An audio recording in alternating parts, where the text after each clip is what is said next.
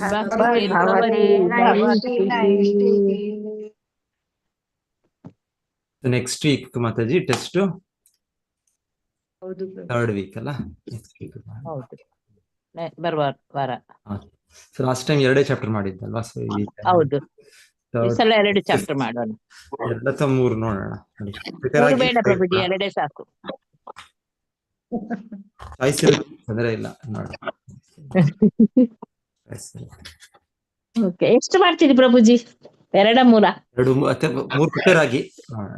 5 ವರೆಗೂ ಪ್ರಿಪೇರ್ ಆಗಿ 3 4 5. ಓಕೆ ಸರಿ ಪ್ರಭುಜಿ.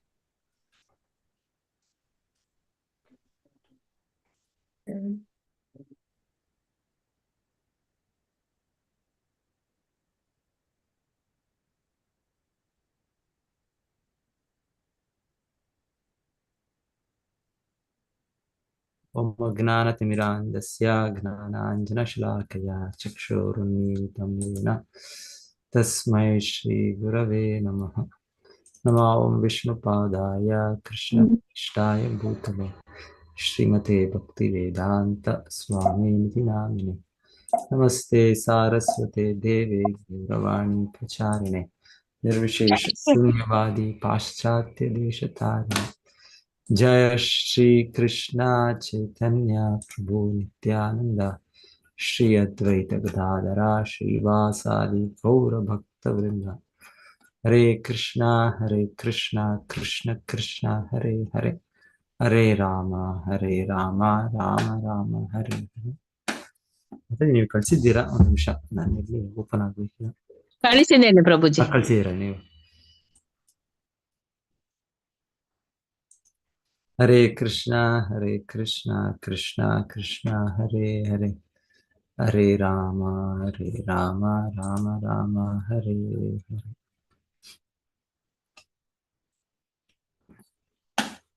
ಹರೇ ಕೃಷ್ಣ ಕೃಷ್ಣ ಕೃಷ್ಣ ಹರೇ ಹರೇ, ಹರೇ ರಾಮ ರಾಮ ರಾಮ ಹರೇ ಹರೇ. ಹರೇ ಕೃಷ್ಣ ಕೃಷ್ಣ ಹರೇ ಹರೇ, ಹರೇ ರಾಮ ರಾಮ ಹರೇ.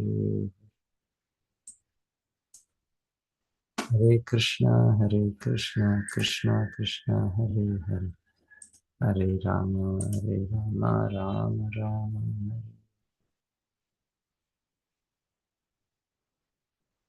ಹರೇ ಕೃಷ್ಣ ಕೃಷ್ಣ ಹರೇ ಹರೇ. ನಾನು ಇದರಿಂದಾನೇ ನೋಡ್ತೀನಿ, ನೋಡೋಣ.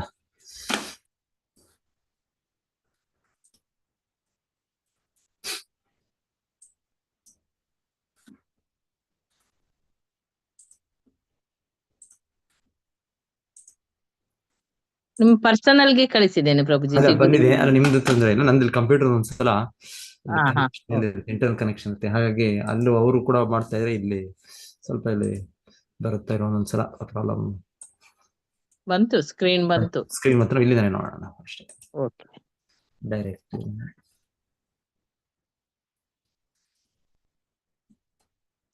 ಮೂರನೇ ಸ್ಕಂದ ಅಧ್ಯಾಯ 8, ಗರ್ಭೋದಕಶಾಹಿ ವಿಷ್ಣುವಿನಿಂದ ಬ್ರಹ್ಮನ ಅವತರಣ. ಆಕ್ಚುಲಿ ಇದರ ವಿವರಣೆ ಆಗ್ಲೇ 2ನೇ ಸ್ಕಂದದಲ್ಲೂ ಕೂಡ ಕೇಳಿದ್ದೇವೆ ನಾವು.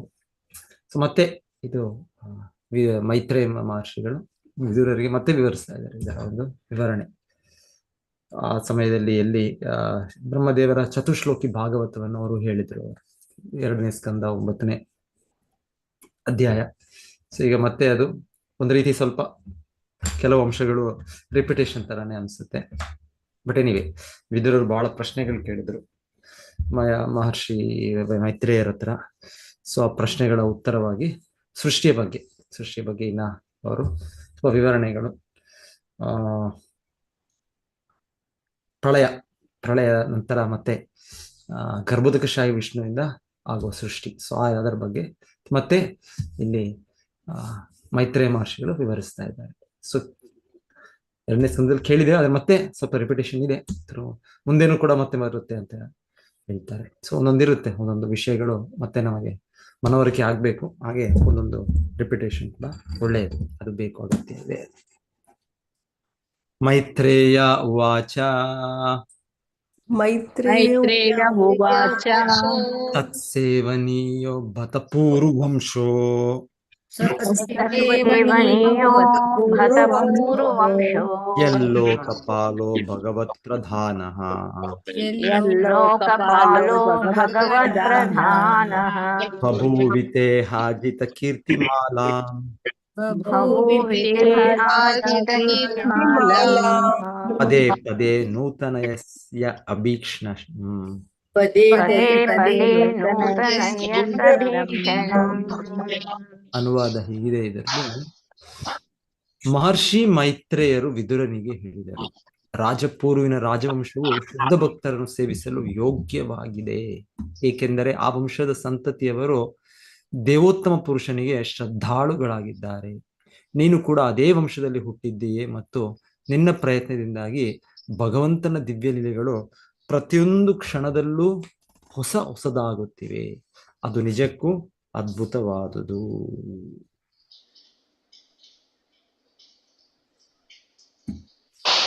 ಇಲ್ಲಿ ಭಾವಾರ್ಥದಲ್ಲಿ ಶ್ರೀಲ ಪ್ರಭುಪಾದರು ಇವರ ವಂಶ ಭರತ ವಂಶ, ಸೊ ಭರತ ಮಹಾರಾಜರು.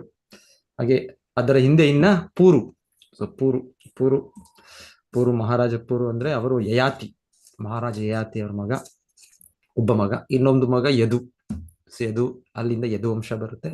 ಇಲ್ಲಿ ಪೂರ್ವಿಂದ ಪೂರ್ವ ವಂಶ ಬರುತ್ತೆ. ಸೊ ಇಲ್ಲಿ ಹೇಳ್ತಾರೆ, ವಿದುರನ ಸಹವಾಸವು ಅತ್ಯಂತ ಅಪೇಕ್ಷಣೀಯವೆಂದು ಅವರು ಭಾವಿಸಿದರು. ಮೈತ್ರೇಯರು ವಿದುರನಂತ ಅವರ ಅಮೋಘ ಸಹವಾಸ ಲಭ್ಯವಾಗುವುದಕ್ಕಾಗಿ ಸಂತೋಷ ಪಟ್ಟರು. ಅಂತಹ ಸಂಘವು ಭಕ್ತಿ ಸೇವೆಯ ಬಗೆಗೆ ಒಬ್ಬನ ಸುಪ್ತ ಪ್ರವೃತ್ತಿಗಳು ತೀವ್ರಗೊಳಿಸಬಹುದೆಂದು ಭಾವಿಸಿದರು. ಸೊ ಹೇಗೆ ಮೈತ್ರೇಯರ ಸಂಘವನ್ನು ವಿದುರರು ಯಾಚಿಸುತ್ತಿದ್ದಾರೆ, ಅದೇ ರೀತಿಯಲ್ಲಿ ಇಲ್ಲಿ ಮಹಾತ್ಮ ವಿದುರ ಅವರ ಸ್ಥಾನ ಏನು ಕಡಿಮೆ ಇಲ್ಲ. ಸೊ ಅವರು ಕೂಡ ಅವರ ಮೈತ್ರೇಯರು ಅವರ ಸಂಗತಿಯನ್ನು ಅವರು ಕೂಡ ಅಪೇಕ್ಷಿಸ್ತಾ ಇದ್ದಾರೆ.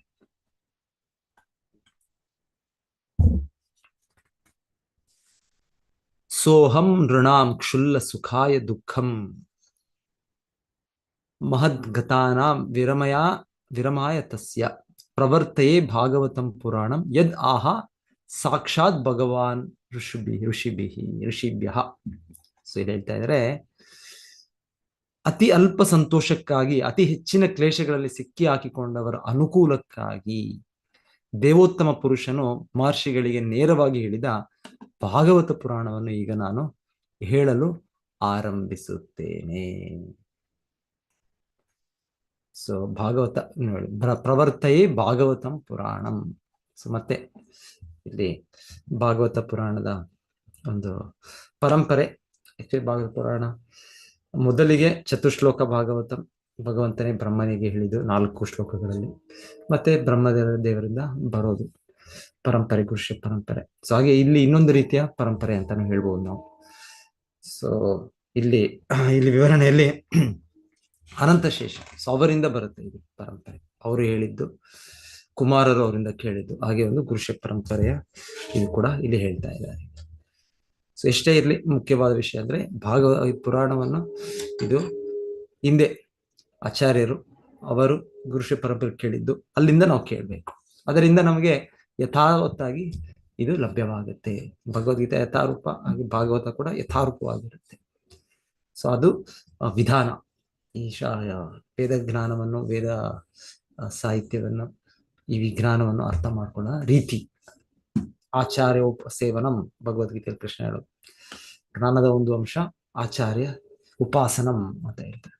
ಸೊ ಹಾಗೆ ಇಂದಿನ ಆಚಾರ್ಯರು, ಅವರಿಂದ ನಾವು ಕಲಿತೇವೆ. ನಾವು ನಮ್ಮದೇ ಒಂದು ಸ್ವಂತ ಅಭಿಪ್ರಾಯದಿಂದ, ಸ್ವಂತ ನಮ್ಮ ಭೌತಿಕ ಅರ್ಹತೆಗಳಿಂದ, ನಾವು ಮನಶ್ಚಿಂತನೆಯಿಂದ ನಾವು ಅರ್ಥ ಮಾಡ್ಕೊಳ್ಳೋ ಗ್ರಂಥನೋ ಇದನ್ನ ಸಾಕ್ಷಾತ್ಕರಿಸುವ ಸತ್ಯಗಳು ಅಲ್ಲ ಇದು. ಇಲ್ಲಿ ಯಾಕೆ ಇದು ಉದ್ದೇಶ? ಅತಿ ಅಲ್ಪ ಸಂತೋಷಕ್ಕಾಗಿ ಅತಿ ಹೆಚ್ಚಿನ ಕ್ಲೇಶಗಳು ಸಿಕ್ಕಿ ಹಾಕಿಕೊಂಡಿರುವ ಅನುಕೂಲಕ್ಕಾಗಿ. ಸೊ ಎಲ್ಲ ನಾವು ಬದ್ಧ ಜೀವಿಗಳು, ನಾವು ಇಲ್ಲಿ ಮನಃಷ್ಟಾನಿಂದ ಪ್ರಕೃತಿ ಸ್ಥಾನಿ ಕರ್ಷತಿ. ಸೊ ಭೌತಿಕ ಕ್ಲೇಶಗಳಲ್ಲಿ ಸಿಕ್ಕಿಕೊಂಡಿದ್ದೇವೆ. ಅತಿ ಅಲ್ಪ ಸಂತೋಷಕ್ಕೆ ಅದು ಸಿಕ್ಕಿದಕ್ಕೆ ನಾವು ಅತಿ ಕಷ್ಟಪಡ್ತಾ ಇದ್ದೇವೆ. ಸೊ ನಮಗೆ ಈ ಭಾಗವತ ಪುರಾಣ ನಮಗೆ ಅಗತ್ಯ. ಇದು ಎಲ್ಲ ಜೀವಿಗಳು ಅಗತ್ಯ, ಇದು ಪರಮಹಂಸ ಸಂಹಿತ. ಸೊ ಇಲ್ಲಿ ನಮ್ಮ ಬದ್ಧಾತ್ಮರಿಗೆ ಇದು ಅಗತ್ಯವಾದ ಈ ಭಾಗವತವನ್ನು ನಾನು ಇದು ಹೇಗೆ ಋಷಿಗಳು ಗಳಿಸಿದ್ರು, ಸೊ ಆ ರೀತಿ ನಾನು ವಿವರಿಸ್ತೇನೆ ಅಂತ ಹೇಳ್ತಾರೆ.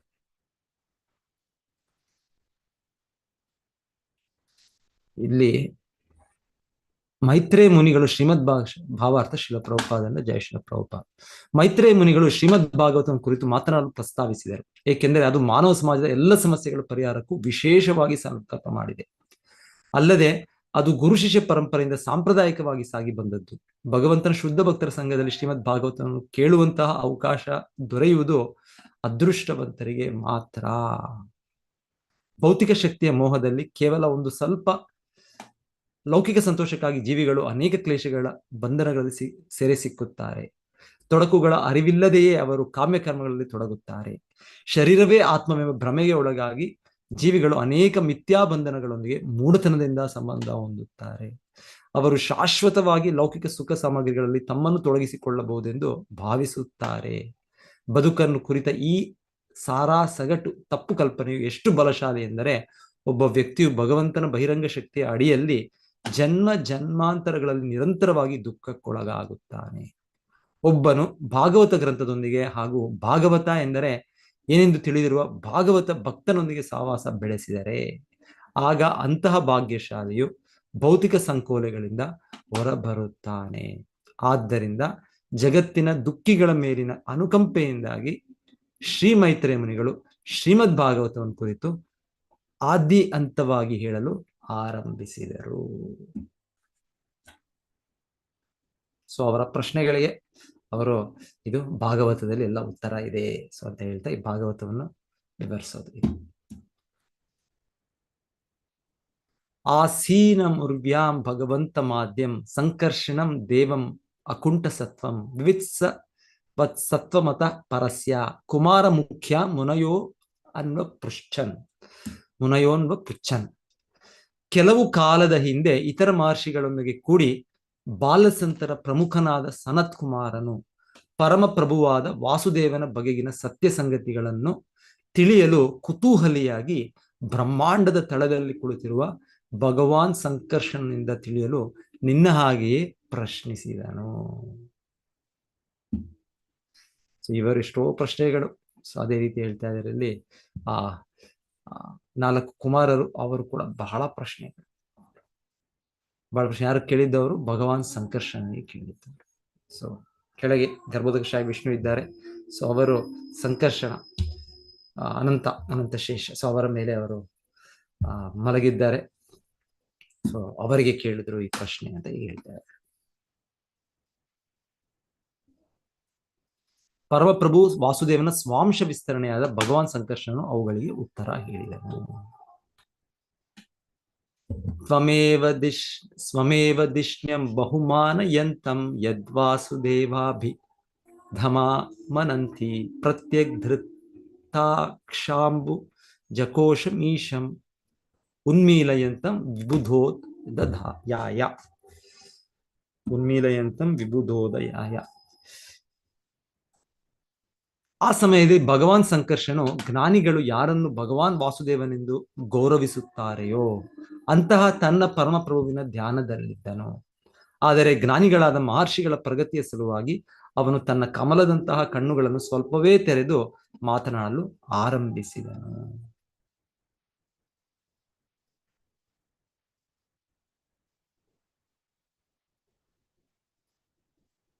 ಋಷಿಗಳು ಅತ್ಯುನ್ನತ ಲೋಕಗಳಿಂದ ಗಂಗಾ ನದಿಯ ನೀರಿನ ಮೂಲಕ ಕೆಳಗಿನ ಪ್ರದೇಶಗಳಿಗೆ ಇಳಿದು ಬಂದರು. ಆದ್ದರಿಂದ ಅವರ ಜಟೆಗಳು ಒದ್ದೆಯಾಗಿದ್ದವು. ನಾಗಕನ್ಯೆಯರು ತಮಗೆ ಒಳ್ಳೆಯ ಪತಿಗಳು ದೊರೆಯಲೆಂದು ಬಯಸಿದಾಗ ನಾನಾ ಬಗೆಯ ಪೂಜಾ ಸಾಮಗ್ರಿಗಳಿಂದ ಅರ್ಚಿಸುವ ಭಗವಂತನ ಪಾದಕಮಲಗಳನ್ನು ಅವರು ಸ್ಪರ್ಶಿಸಿದರು. ಸೊ ಇಲ್ಲಿ ಹೇಗೆ ಬಂದರು ಅವರು ಅಲ್ಲಿಗೆ ಕೆಳಗಿನ ಪ್ರದೇಶಗಳಿಗೆ ಅಂದ್ರೆ ಇಲ್ಲಿ ಹೇಳ್ತಾ ಇರೋದಿಲ್ಲಿ ಗಂಗಾ ನದಿಯ ಇದರ ನೀರಿನ ಮೂಲಕ ಬಂದರು ಅಂತ ಶಿಲ ಪ್ರಭುಪಾದ ಭಾವಾರ್ಥದಲ್ಲಿ ತಿಳಿಸ್ಕೊಡ್ತಾ ಇದ್ದಾರೆ. ಹೇಳ್ತಾ ಇದ್ದಾರೆ ಗಂಗಾ ನದಿ ಇದು ಭಗವಂತನ ಪಾದಗಳಲ್ಲಿ ಅಲ್ಲಿಂದ ಬರುವಂತ ನೀರು. ಕಾರಣ ಸಮುದ್ರ, ಸೊ ಅಲ್ಲಿಯ ನೀರು ಗಂಗಾ ನದಿ ಭಗವಂತನ ಪಾದಗಳಿಗೆ ಇಂದನೇ ಉದ್ಭವ ಬರುವ ನೀರು. ಸೊ ಹಾಗೆ ಎಲ್ಲ 3 ಲೋಕಗಳನ್ನು ಮೇಲೆ ಕೆಳಗೆ ಮಧ್ಯ ಲೋಕಗಳನ್ನು ಗಂಗಾ ದೇವಿಯವರು ಪವಿತ್ರಗೊಳಿಸ್ತಾ ಇದ್ದಾನೆ. ಸೊ ಹಾಗೆ ಹೇಳ್ತಾರೆ, ಅವರು ಎಲ್ಲೆಡೆ ಸ್ವರ್ಗಲೋಕದಲ್ಲಿ, ನಮ್ಮ ಭೂಲೋಕದಲ್ಲಿ, ಕೆಳಗಿನ ಲೋಕದಲ್ಲಿ ಬರ್ತಾರೆ. ಸೊ ಇದೊಂದು ವಿಧಾನ ಇದೆ ಅಂತ ಹೇಳ್ತಾರೆ. ನಾವು ಬೇರೆ ಬೇರೆ ವಿಧಾನಗಳಿದೆ. ನಾವು ರಸ್ತೆಯಲ್ಲಿ ಹೋಗ್ತೇವೆ, ಇಲ್ಲ ರೈಲು ಗಾಡಿ ಇದ್ರ ಮೂಲಕ ಹೋಗ್ತೇವೆ, ಇಲ್ಲ ಅಂದ್ರೆ ವಿಮಾನದಲ್ಲಿ ಹೋಗ್ತೇವೆ, ಇಂಧನದ ಮೂಲಕ ಹೋಗ್ತೇವೆ, ಬೇರೆ ಬೇರೆ ಇದಿರ್ಬೋದು, ಸ್ಯಾಟಲೈಟ್ ಮೂಲಕ. ಸೊ ಹೇಳ್ತಾರೆ ಈ ರೀತಿ ಎಲ್ಲ ಇದೆಲ್ಲ ಒಂದು ಬಹಳವಾದಷ್ಟು ಸ್ಥೂಲ ವಿಜ್ಞಾನದಲ್ಲಿ ಇದೆಲ್ಲ ರಚನೆ ಆಗೋದಿಲ್ಲ ಇದೆಲ್ಲ. ಆದ್ರೆ ಇನ್ನ ಸೂಕ್ಷ್ಮವಾದ ವೈಜ್ಞಾನಿಕ ರೀತಿಯಲ್ಲಿ ಭೌತಿಕ ಜಗತ್ತಿನಲ್ಲೇ ಪ್ರವಾಸ ಮಾಡುವ ವಿಧಾನಗಳಿವೆ. ಇದೇನು ಇದು ಆಧ್ಯಾತ್ಮಿಕ ಒಂದು ರೀತಿ ಆಧ್ಯಾತ್ಮಿಕ ವಿಧಾನ ಅಂತ ಏನೂ ಅಲ್ಲ. ಇದು ಆಧ್ಯಾತ್ಮಿಕ ವಿಧಾನ ಅಂದ್ರೆ ಆಧ್ಯಾತ್ಮಿಕ ಲೋಕದಲ್ಲಿ ಪ್ರಯಾಣ ಮಾಡುವಂಥದ್ದಲ್ಲ. ಇದು ಭೌತಿಕ ಜಗತ್ತಿನ ಒಂದು ಪ್ರಯಾಣ ವಿಧಾನವೇ ಒಂದು ರೀತಿ. ಸೊ ಹೇಳ್ತಾರೆ ಅದರ ಮೂಲಕ ಯೋಗಿಗಳು, ಯೋಗಾಭ್ಯಾಸದಲ್ಲಿ ಪರಿಣತಿ ಪಡೆದ ವ್ಯಕ್ತಿಗಳು, ಉನ್ನತ ಆಧ್ಯಾತ್ಮಿಕವಾದಿಗಳು, ಅವರು ಒಂದು ಕಡೆ ಆ ನೀರಿನಲ್ಲಿ ಮುಳುಗಿದ್ರೆ ಇನ್ನೊಂದು ಕಡೆ ಆ ನದಿಯಲ್ಲಿ ಅವರು ಹೊರಗೆ ಬರ್ಬೋದು. ಸೊ ಇದೆಲ್ಲ ಇದೆ, ಇದೆಲ್ಲ ಈ ರೀತಿಯ ಒಂದು ಪ್ರಯಾಣಗಳು, ಪ್ರವಾಸಗಳು ಇದೆಲ್ಲ ಇದೆ.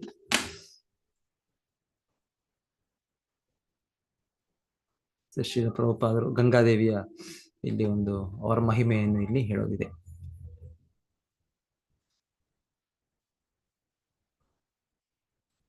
ಇಡೀ ಬ್ರಹ್ಮಾಂಡದಲ್ಲೆಲ್ಲ ಹರಿಯುವ ದೇವನದಿ ಎಂದರೆ ಗಂಗೆಯೊಂದೇ. ಮಹರ್ಷಿಗಳು ಈ ಪವಿತ್ರ ನದಿಯ ಮೂಲಕವೇ ಬ್ರಹ್ಮಾಂಡದಲ್ಲೆಲ್ಲ ಸಂಚರಿಸುತ್ತಾರೆ. ಅವರ ಕೂದಲು ಒದ್ದೆಯಾಗಿತ್ತು ಎಂಬ ಹೇಳಿಕೆಯು ವಿಷ್ಣುವಿನ ಪಾದಕಮಲಗಳಿಂದ ಉತ್ಪನ್ನವಾದ ನೀರಿನಿಂದಲೇ ಗಂಗೆ ನೇರವಾಗಿ ಒದ್ದೆಯಾಗಿತ್ತು ಎಂಬುದನ್ನು ಸೂಚಿಸುತ್ತದೆ.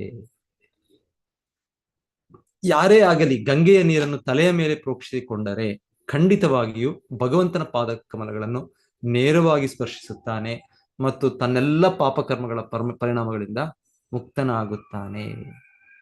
ಗಂಗೆಯಲ್ಲಿ ಸ್ನಾನ ಮಾಡಿದ ಅನಂತರ ಅಥವಾ ಪಾಪ ಮುಕ್ತನಾದ ಅನಂತರ ಒಬ್ಬ ಪುರುಷನು ಇನ್ನು ಮುಂದೆ ತಾನು ಪಾಪಕರ್ಮ ಕಾರ್ಯಗಳಲ್ಲಿ ಮಾಡದಂತೆ ಎಚ್ಚರಿಕೆ ವಹಿಸಿದರೆ ಅವನು ಖಚಿತವಾಗಿಯೂ ಉದ್ಧಾರವಾಗುತ್ತಾನೆ.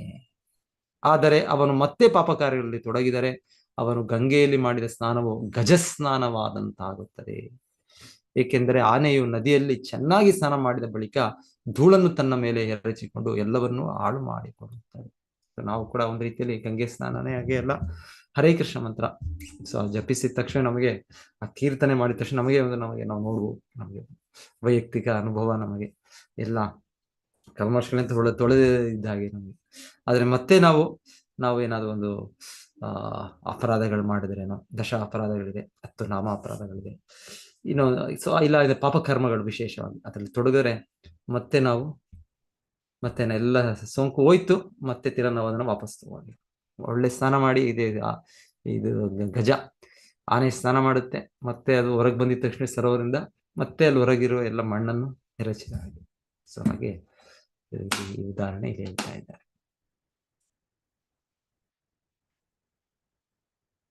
ಸನತ್ ಕುಮಾರನನ್ನು ಪ್ರಮುಖನನ್ನಾಗಿ ಉಳ್ಳ 4 ಕುಮಾರರು ಭಗವಂತನ ದಿವ್ಯಲೀಲೆಗಳನ್ನು ತಿಳಿದವರಾಗಿ, ವಾತ್ಸಲ್ಯ ಮತ್ತು ಪ್ರೇಮದಿಂದ ಕೂಡಿದವರಾಗಿ, ಆಯ್ದ ವಚನಗಳೊಂದಿಗೆ ಲಯಬದ್ಧವಾಗಿ ಭಗವಂತನನ್ನು ಸಂಕೀರ್ತಿಸಿದರು. ಆ ಸಮಯದಲ್ಲಿ ಪ್ರಭು ಸಂಕರ್ಷಣನು ಮೇಲೆತ್ತಿದ ತನ್ನ ಸಾವಿರಾರು ಹೆಡೆಗಳಿರುವ ರತ್ನಗಳಿಂದ ಪ್ರಭೆಯನ್ನು ಹೊಮ್ಮಿಸಲು ಆರಂಭಿಸಿದನು. ಆಕ್ಚುಲಿ ಸಂಕರ್ಷಣ ಹೇಳೋದು, ಭಗವದ್ಗೀತೆಯಲ್ಲಿ ಕೃಷ್ಣ ಗಾಮಾವಿಷ್ಯ ಅಹಮೋಜಸ, ನಾನು ಎಲ್ಲ ಲೋಕಗಳನ್ನು ಪ್ರವೇಶಿಸಿ ನನ್ನ ಶಕ್ತಿಯಿಂದ ಅವರನ್ನು ತೇಲುವ ರೀತಿಯಲ್ಲಿ ನಾನು ಹಿಡಿದಿದ್ದೇನೆ ಅಂತ ಭಗವಂತನ ಹೇಳ್ತಾರೆ. ಆಕ್ಚುಲಿ ಅದು ಭಗವಂತನ ಈ ಸಂಕರ್ಷಣನ ಈ ತರ ಎಷ್ಟೋ ಎಡೆಗಳಿದೆ, ಸಾವಿರಾರು ಎಡೆಗಳು, ಇದು ಒಂದೊಂದು ಎಡೆ ಒಂದೊಂದು ಲೋಕವನ್ನು ಅದನ್ನು ತನ್ನ ಮೇಲೆ ಭಗವಂತನು ಅದನ್ನು ಹಿಡಿದು ಎತ್ತಿದ್ದಾನೆ ಅಂತ ಹೇಳ್ತಾರೆ. ಸೊ ನಮಗೆ ಕಾಣೋದಿಲ್ಲ, ವಿಜ್ಞಾನಿಗಳು ಈ ಟೆಲಿಸ್ಕೋಪ್ ಆಗ್ಬಿಟ್ಟು ನಮಗೆ ಸಂಕರ್ಷಣ ಹೇಗೆ ನೋಡ್ತಾ ಇದ್ದಾರೆ, ಹೇಗೆ ಅವರು ಭೂಲೋಕವನ್ನು ಎತ್ತಿದಾರೋ, ಇನ್ನೊಂದು ಲೋಕವನ್ನು ಹೇಗೆ ಎಡೆಯಲ್ಲಿದ್ದಾರೆ ನೋಡ್ಬೇಕು ಅಂದ್ರೆ ನೋಡಕ್ಕಾಗಲ್ಲ. ಭಗವಂತನ ಅಸ್ತಿತ್ವ ಸಂಪೂರ್ಣ ಆಧ್ಯಾತ್ಮಿಕವಾದದ್ದು, ನಮ್ಮ ಅಸ್ತಿತ್ವ ಭೌತಿಕವಾದದ್ದು, ನಮಗೆ ಭೌತಿಕ ದೃಷ್ಟಿ ಈಗ. ಸೊ ಭಗವಂತನ ಇಚ್ಛೆ ಇದ್ರೆ, ಭಗವಂತ ಕೃಪೆ ಇದ್ರೆ ನೋಡ್ಬೋದು ನಾವು. ಸೊ ಭಗವಂತನ ಕೃಪೆ ಇಲ್ಲ ಅಂದ್ರೆ ನಮ್ಮ ಜಡ ಜೀವನದಲ್ಲಿ ನಾವು ಸಿಕ್ಕಿ ಬಿದ್ದಿರೋದು ನಮಗೆ ಕಾಣೋದಿಲ್ಲ. ಆದ್ರೆ ಭಗವಂತನ ಇದೆ ಶಾಸ್ತ್ರದ ಪ್ರಕಾರ, ವೇದ ಉಕ್ತಿಯ ಪ್ರಕಾರ ಸಂಕರ್ಷಣನ ಎಡೆಗಳ ಮೇಲೆ ಈ ಲೋಕಗಳೆಲ್ಲ ಎತ್ತಿ ನಿಂತಿರೋದು, ಆ ಸ್ಥಳಗಳಲ್ಲಿ ಇರೋದು ಅಂತ ಇರೋದು.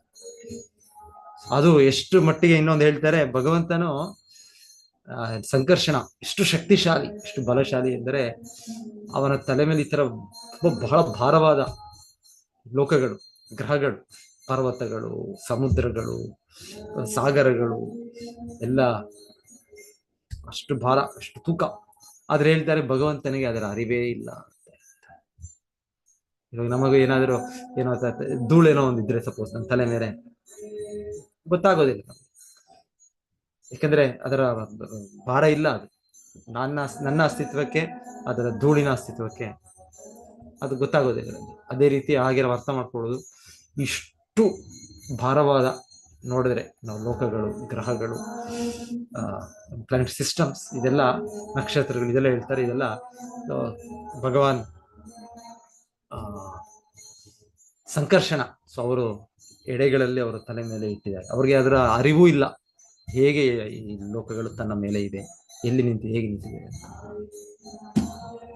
ಭಗವಂತನ ಒಂದು ಬಲ, ಭಗವಂತನ ಶಕ್ತಿ, ಸಾಮರ್ಥ್ಯ ಸೊ ನಾವು ಸ್ವಲ್ಪ ನಮಗೆ ಸೂಚನೆ ಇದೆ.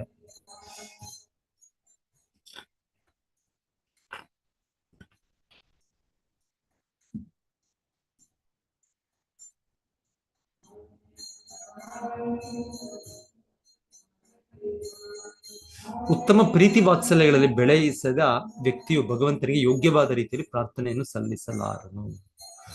ಇಲ್ಲಿ ಶ್ರೀಲ ಪ್ರಭುಪಾದರು ಈ ಉತ್ತಮ ಶ್ಲೋಕ ವಚಸಾನುರಾಗ, ಭಗವಂತನನ್ನು ಉತ್ತಮ ಶ್ಲೋಕ ಅಂತ ಕರೀತಾರೆ. ಯಾಕಂದ್ರೆ ಭಕ್ತರಿಂದ ಆಯ್ದ ವಚನಗಳಿಂದ ಪೂಜೆಗೊಳ್ಳುವವನು ಎಂದು ಸಂಬೋಧಿಸಲಾಗುತ್ತದೆ. ಭಗವಂತನ ಭಕ್ತಿ ಸೇವೆಯಲ್ಲಿ ಪ್ರೀತಿ ವಾತ್ಸಲ್ಯಗಳಿಂದ ಸಂಪೂರ್ಣವಾಗಿ ಮುಳುಗಿರುವ ಭಕ್ತನಿಂದ ಅಂತಹ ಆಯ್ದ ವಚನಗಳು ಧಾರಾಳವಾಗಿ ಹೊರಹೊಮ್ಮುತ್ತವೆ. ಭಗವಂತನ ಮಹಾಭಕ್ತನಾದ ಒಬ್ಬ ಬಾಲಕನು ಕೂಡ ಶ್ರೀಕೃಷ್ಣನ ದಿವ್ಯಲೀಲೆಗಳನ್ನು ಸಂಕೀರ್ತಿಸುವಾಗ ಅತ್ಯುತ್ತಮವಾಗಿ ಆಯ್ದ ವಚನಗಳಿಂದ ಉತ್ಕೃಷ್ಟ ಸ್ತೋತ್ರವನ್ನು ಅರ್ಪಿಸಲು ಸಾಧ್ಯವಾದ ಅನೇಕ ಪ್ರಸಂಗಗಳಿವೆ. ಪರ್ಯಾಯವಾಗಿ ಹೇಳುವುದಾದರೆ, ಉತ್ತಮ ಪ್ರೀತಿ ವಾತ್ಸಲ್ಯಗಳಲ್ಲಿ ಬೆಳೆಯಿಸದ ವ್ಯಕ್ತಿಯು ಭಗವಂತನ ಯೋಗ್ಯವಾದ ರೀತಿಯಲ್ಲಿ ಪ್ರಾರ್ಥನೆಯನ್ನು ಸಲ್ಲಿಸಲಾರ. ಸೊ ಎನಿವೆ, ಸೊ ನಮ್ಗೆ ಆ ತರ ಅರ್ಹತೆ ಇದೆಯೋ ಇಲ್ವೋ, ಸೊ ನಾವು ಭಗವಂತನನ್ನು ಪ್ರಾರ್ಥಿಸಬೇಕು. ತುಂಬಾ ಸುಲಭವಾದ ಪ್ರಾರ್ಥನೆ ಶ್ರೀ ಚೈತನ್ಯ ಮಹಾಪ್ರಭುಗಳು ನಮಗೆ ಕೊಟ್ಟಿರುವಂತವಾಗಿ, ಹರೇ ಕೃಷ್ಣ ಕೃಷ್ಣ ಕೃಷ್ಣ ಹರೇ ಹರೇ, ಹರೇ ರಾಮ ರಾಮ ರಾಮ ಹರೇ. ನಮಗೆ ಭಗವಂತನನ್ನು ತೃಪ್ತಿಪಡಿಸೋದಕ್ಕೆ ಆ ರೀತಿಯ ನಮಗೆ ಸಾಕ್ಷಾತ್ಕಾರ ಇಲ್ಲ, ಅರ್ಹತೆ ಇಲ್ಲ, ನಮಗೆ ಏನೂ ಇಲ್ಲ ಅಂದ್ರೆ ನಾವು ಭಗವಂತನಿಗೆ ಅವನ ನಾಮವನ್ನು ಹೇಳ್ತಾ ಅವನನ್ನು ನಾವು ತೃಪ್ತಿಪಡಿಸ್ಬೋದು. ಈಗಾಗಲೇ ವೈರಾಗ್ಯ ವ್ರತವನ್ನು ಸ್ವೀಕರಿಸಿದ್ದ ಮಹರ್ಷಿ ಸನತ್ ಕುಮಾರನಿಗೆ ಶ್ರೀ ಸಂಕರ್ಷಣನು ಶ್ರೀಮದ್ ಭಾಗವತದ ತಾತ್ಪರ್ಯವನ್ನು ತಿಳಿಸಿದನು. ಸನತ್ ಕುಮಾರನು ಕೂಡ ಪ್ರತಿಯಾಗಿ ಸಾಂಖ್ಯಾಯನ ಮುನಿಗಳಿಂದ ಪ್ರಶ್ನಿಸಲಾಗಿ ಶ್ರೀಮದ್ ಭಾಗವತವನ್ನು ತಾನು ಸಂಕರ್ಷಣೆಯಿಂದ ಕೇಳಿ ತಿಳಿದಂತೆ ವಿವರಿಸಿದನು. ಎಲ್ಲ ಪಟ್ಟಿ ಹೇಗೆ ಭಗವದ್ಗೀತೆ ಪಟ್ಟಿ ಇದೆ, ಏವಂ ಪರಂಪರಾ ಪ್ರಾಪ್ತಂ ಸಮವ್ಯಸ್ವಾನ್ ಮನು ಇಕ್ಷ್ವಾಕು ಪಟ್ಟಿ. ಸೊ ಹಾಗೆ ಇಲ್ಲಿ ಹೇಳ್ತಾ ಇರೋದು ಈ ಒಂದು ಪರಂಪರೆ, ಈ ಕುಮಾರರು ಇಲ್ಲಿ ಪಡೆದದ್ದು, ಇಲ್ಲಿ ಸಂಕರ್ಷಣೆಯಿಂದ ಪಡೆದರು ಅಂತ ಹೇಳ್ತಾ ಇದ್ದಾರೆ. ಸಂಕರ್ಷಣೆಯಿಂದ ಸನತ್ ಕುಮಾರರು ಕೇಳಿದ್ರು. ಸನತ್ ಕುಮಾರರು ನೆಕ್ಸ್ಟ್ ಸಾಂಖ್ಯಾಯನ ಮುನಿ ಅವರಿಗೆ ಅವರ ಪ್ರಶ್ನೆಗೆ ಭಾಗವತ ವಿವರಿಸಿದ್ರು ಅಂತ ಹೇಳ್ತಾರೆ. ಪರಂಪರೆಯ ಪದ್ಧತಿಯ ಮಾರ್ಗವೇ ಇದಾಗಿದೆ. ಸುಪ್ರಸಿದ್ಧನಾದ ಮಹಾಸಂತ ಕುಮಾರನಾದ ಸನತ್ ಕುಮಾರನು ಬದುಕಿನ ಪರಿಪೂರ್ಣ ಅವಸ್ಥೆಯಲ್ಲಿದ್ದರೂ ಕೂಡ ಭಗವಾನ್ ಸಂಕರ್ಷಣೆಯಿಂದ ಶ್ರೀಮದ್ ಭಾಗವತದ ಸಂದೇಶವನ್ನು ಶ್ರವಣ ಮಾಡಿದನು. ಅದೇ ರೀತಿಯಲ್ಲಿ ಸಾಂಖ್ಯಾಯನ ಋಷಿಗಳು ಪ್ರಶ್ನಿಸಿದಾಗ ಶ್ರೀ ಸಂಕರ್ಷಣೆಯಿಂದ ಕೇಳಿದ ಅದೇ ಸಂದೇಶವನ್ನೇ ಅವರಿಗೆ ತಿಳಿಯ ಹೇಳಿದನು. ಬೇರೆ ರೀತಿಯಲ್ಲಿ ಹೇಳುವುದಾದರೆ, ಒಬ್ಬನು ಸೂಕ್ತ ಅಧಿಕೃತರಿಂದ ಶ್ರವಣ ಮಾಡಿದ ಹೊರತು ಉಪದೇಶಕನಾಗಲಾರನು. ಆದ್ದರಿಂದ ಭಕ್ತಿ ಸೇವೆಯಲ್ಲಿ 9ರಲ್ಲಿ 2 ಅಂಶಗಳು ಎಂದರೆ ಶ್ರವಣ, ಕೀರ್ತನ, ಇವು ತುಂಬಾ ಮುಖ್ಯವಾದವು. ಚೆನ್ನಾಗಿ ಶ್ರವಣ ಮಾಡಿದ ಹೊರತು ಒಬ್ಬನು ವೈದಿಕ ಜ್ಞಾನ ಸಂದೇಶವನ್ನು ಉಪದೇಶಿಸಲಾರನು.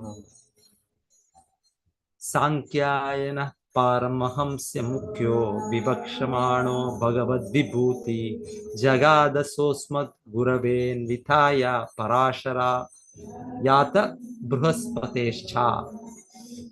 ಮಹರ್ಷಿ ಸಾಂಖ್ಯಾಯನರು ಆಧ್ಯಾತ್ಮಿಕವಾದಿಗಳಲ್ಲಿ ಪ್ರಮುಖರು. ಅವರು ಶ್ರೀಮದ್ ಭಾಗವತದ ಪರಿಭಾಷೆಯಲ್ಲಿ ಭಗವಂತನ ಮಹಿಮೆಗಳನ್ನು ವಿವರಿಸುತ್ತಿರುವಾಗ ನನ್ನ ಗುರುಗಳಾದ ಪರಾಶರ ಮತ್ತು ಬೃಹಸ್ಪತಿ ಇವರಿಬ್ಬರು ಕೇಳುವಂತಾಯಿತು. ಸೊ ನಮಗೆ ತಿಳಿದಾಗೆ ಮೈತ್ರೇಯರು ವೇದವ್ಯಾಸರ ಮಿತ್ರರು. ಸೊ ಅವರು ವೇದವ್ಯಾಸರ ತಂದೆ ಪರಾಶರ ಮುನಿ ಅವರ ಶಿಷ್ಯರು. ಸೊ ಹಾಗೆ ಅವರಿಂದ ಈ ಭಾಗವತವನ್ನು ಕೇಳಿದ್ದು ಅಂತ ಇಲ್ಲಿ ಅವರಿಗೆ ವಿವರಿಸ್ತಾರೆ. ಅವ್ರು ಕೇಳುವಾಗ ಬೃಹಸ್ಪತಿಯವರು ಕೂಡ ಕೇಳಿದ್ರು ಅಂತ ಹೇಳ್ತಾರೆ. ಸೊ ಇದು ಯಾವಾಗಾಯ್ತು ಅಂತ ನೆಕ್ಸ್ಟ್ ಮೇಲೆ ಹೇಳಿದಂತೆ ಮಹರ್ಷಿ ಪುಲಸ್ತ್ಯರ ಸಲಹೆಯಂತೆ ಮಹರ್ಷಿ ಪರಾಶರರು ಪುರಾಣಗಳಲ್ಲಿ ಅಗ್ರಗಣ್ಯವಾದ ಪುರಾಣ ಭಾಗವತವನ್ನು ನನಗೆ ಹೇಳಿದರು. ನನ್ನ ಪ್ರಿಯ ಪುತ್ರನೇ, ನೀನು ಸದಾ ನನ್ನ ನಿಷ್ಠಾವಂತ ಅನುಯಾಯಿ ಆಗಿರುವುದರಿಂದ ನಾನು ಕೇಳಿದ ರೀತಿಯಲ್ಲೇ ಅದನ್ನು ನಿನ್ನೆದುರಿಗೆ ವರ್ಣಿಸುತ್ತೇನೆ. ಸೊ ಇಲ್ಲಿ ಮಹರ್ಷಿ ಪರಾಶರರು ಅವರು ಯಾವಾಗ ಕೇಳಿದ್ರು ಅಂತ ಅದರ ಬಗ್ಗೆ ಹೇಳ್ತಾ ಇರೋದು. ಸೊ ಹೇಳ್ತಾರೆ, ಒಮ್ಮೆ ಅವರು ಎಲ್ಲ ಅಸುರರನ್ನ ಕೊಲ್ಲುವ ಒಂದು ಯಜ್ಞವನ್ನು ಆಚರಿಸ್ತಾ ಇದ್ರು ಅಂತ ಹೇಳ್ತಾರೆ. ಸೊ ಏನೋ ಒಂದು ಸನ್ನಿವೇಶ ಅಲ್ಲಿ ಪರಾಶರರ ತಂದೆ ಅವರನ್ನು ಒಬ್ಬ ರಾಕ್ಷಸನು ಕೊಂದ ಸನ್ನಿವೇಶ ಅಂತ ಹೇಳ್ತಾರೆ.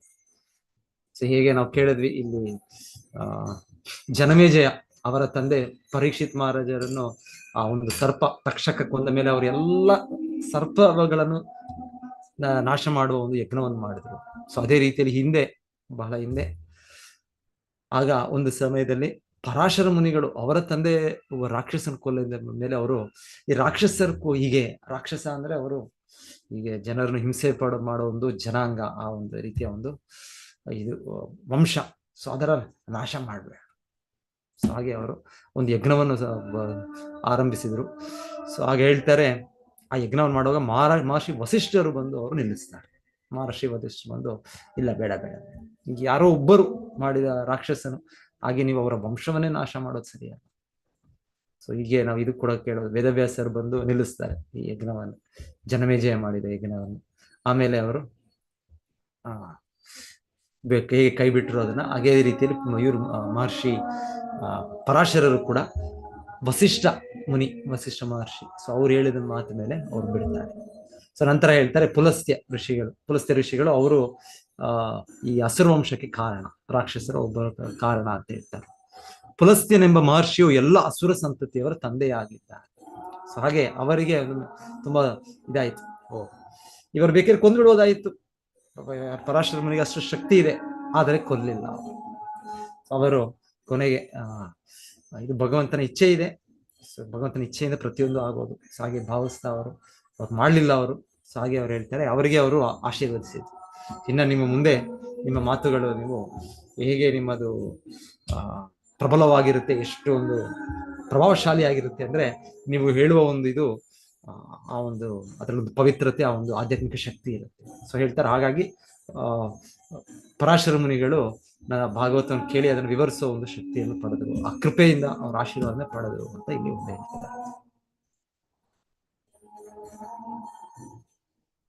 ವೇದಗಳ ಅನುಬಂಧಗಳಾಗಿದ್ದು ಪುರಾಣಗಳೆಂದು ಕರೆಯಲಾದ ವೈದಿಕ ಸಾಹಿತ್ಯದ ಮೇಲೆ ಭವಿಷ್ಯದಲ್ಲಿ ಅವರೊಬ್ಬ ಮಹಾನ್ ಪ್ರವಚನಕಾರರಾಗುವೆಂದು ಅವರೆಂದು ಆಶೀರ್ವಾದವನ್ನು ಮಾಡಿದರು.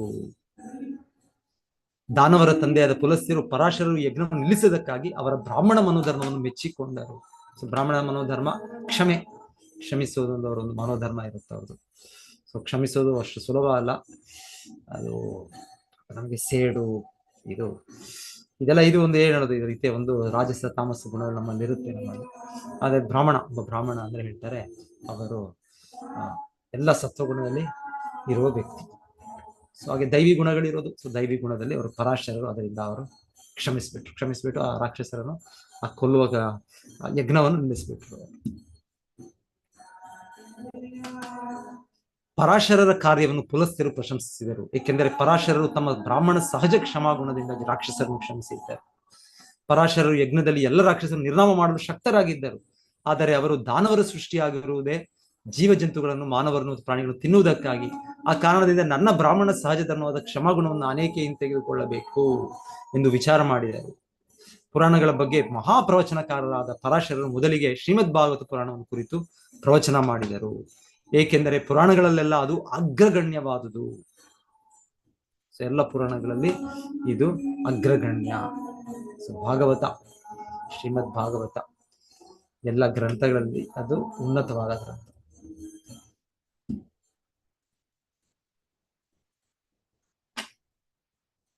ಪರಾಶರರಿಂದ ತಾವು ಕೇಳಿದ ಅದೇ ಭಾಗವತವನ್ನು ಮೈತ್ರೇಯ ಮುನಿಗಳು ನಿರೂಪಿಸಲು ಬಯಸಿದರು. ಅದನ್ನು ಕೇಳಲು ವಿದುರನು ಅರ್ಹತೆ ಉಳ್ಳವನಾಗಿದ್ದನು.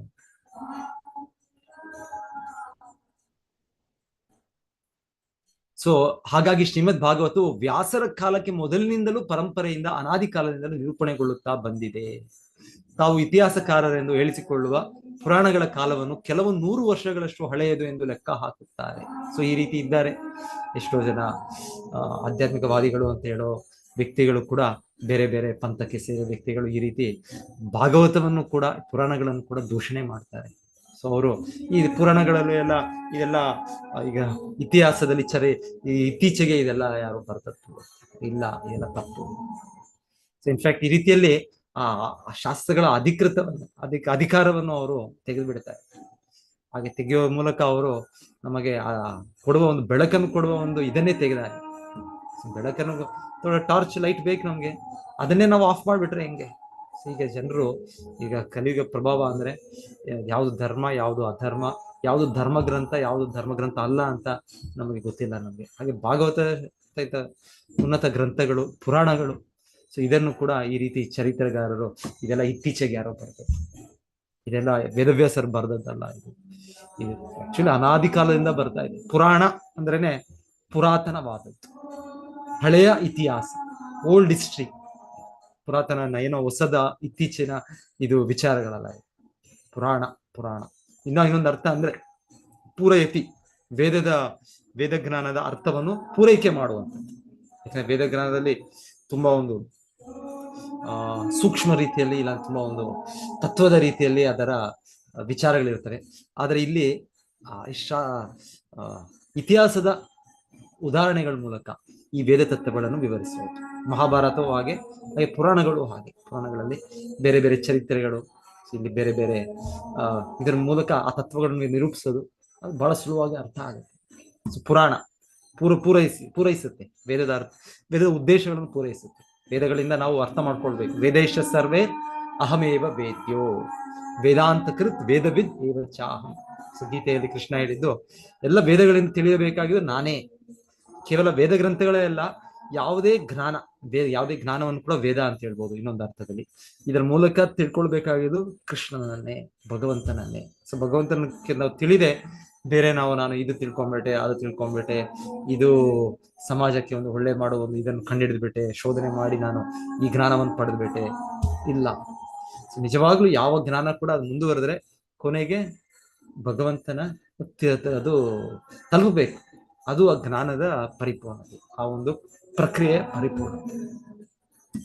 ಇಲ್ಲ ಅಂದ್ರೆ ಆ ಜ್ಞಾನ ಅದು ಲೌಕಿಕ ಜ್ಞಾನ, ಭೌತಿಕ ಜ್ಞಾನವಾಗಿ ಅದು ಉಳಿದು ಹೋಗ್ಬಿಡುತ್ತೆ. ನಿಜವಾಗಿ ಹೇಳುವುದಾದರೆ ಪುರಾಣಗಳು ಅನಾದಿ ಕಾಲದಿಂದಲೂ ಅಸ್ತಿತ್ವದಲ್ಲಿದ್ದವು. ಅವು ಕಾಲ್ಪನಿಕ ದಾರ್ಶನಿಕರು ಮತ್ತು ಪ್ರಾಪಂಚಿಕರ ಐತಿಹಾಸಿಕ ಲೆಕ್ಕಾಚಾರಗಳಿಂದ ಮುಂಚಿನಿಂದಲೂ ಅಸ್ತಿತ್ವದಲ್ಲಿದ್ದವು.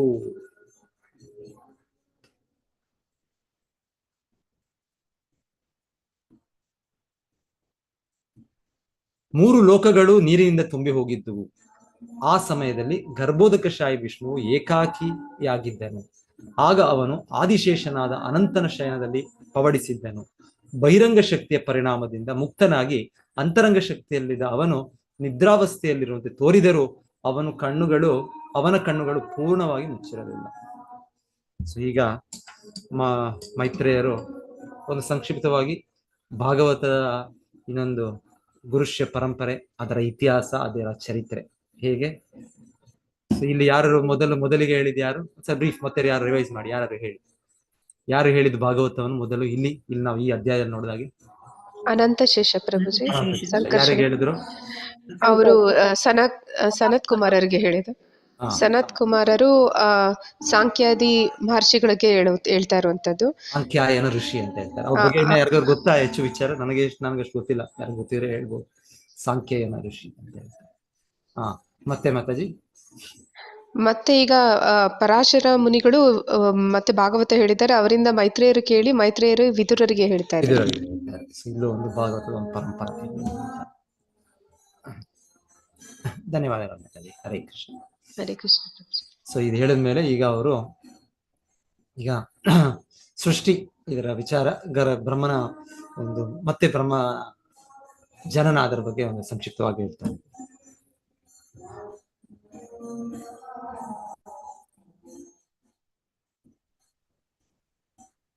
ಉರುವನಲ್ಲಿರುವ ಬೆಂಕಿಯ ಬಲದಂತೆ ಭಗವಂತನು ಎಲ್ಲ ಜೀವಿಗಳನ್ನು ಅವರ ಸೂಕ್ಷ್ಮ ರೂಪದಲ್ಲಿ ಮುಳುಗಿಸಿ ತಾನು ಪ್ರಳಯ ಜಲದಿಯಲ್ಲಿ ಹಿಂದುಳಿದನು. ಅವನು ಕಾಲವೆಂಬ ಸ್ವಯಂ ಚೇತನ ಶಕ್ತಿಯಲ್ಲಿ ಪವಡಿಸಿದ್ದಾನೆ.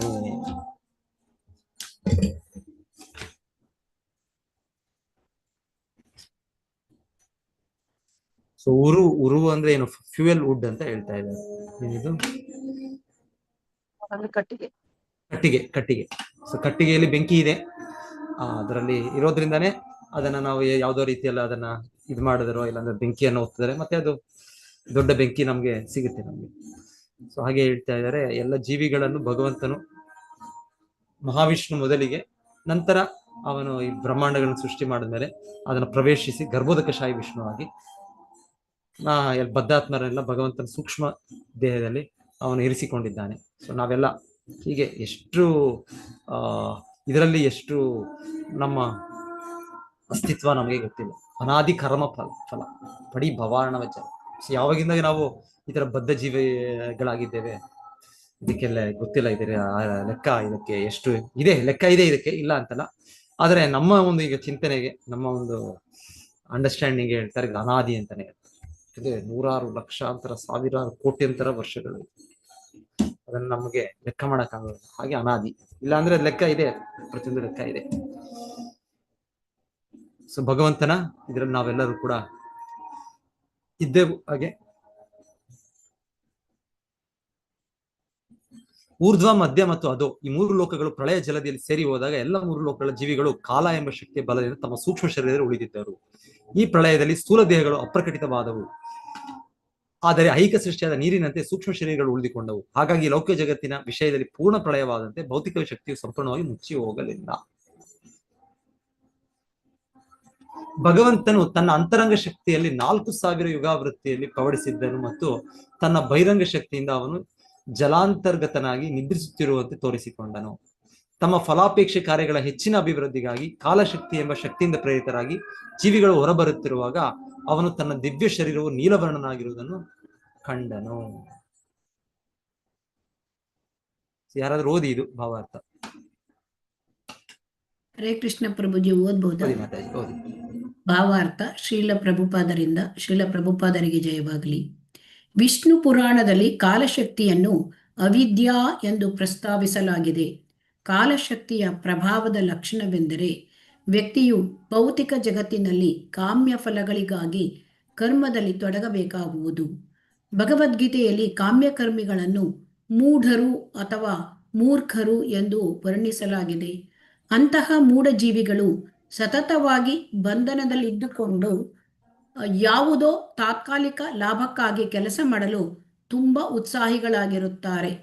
ವ್ಯಕ್ತಿಯು ತನ್ನ ಮಕ್ಕಳಿಗಾಗಿ ಬಹುವಾದ ಆಸ್ತಿಪಾಸ್ತಿಗಳನ್ನು ಬಿಟ್ಟು ಹೋಗಬಲ್ಲವನಾದರೆ ತಾನೊಬ್ಬ ಮಹಾಜಾಣನೆಂದು ಜೀವನದುದ್ದಕ್ಕೂ ಭಾವಿಸುತ್ತಾನೆ. ಈ ತಾತ್ಕಾಲಿಕ ಲಾಭವನ್ನು ಪಡೆಯುವುದಕ್ಕಾಗಿ ಅವನು ಪಾಪ ಕಾರ್ಯಗಳಲ್ಲಿ ತೊಡಗುವ ಅಪಾಯದಲ್ಲಿ ಸಿಕ್ಕಿಹಾಕಿಕೊಳ್ಳುತ್ತಾನೆ.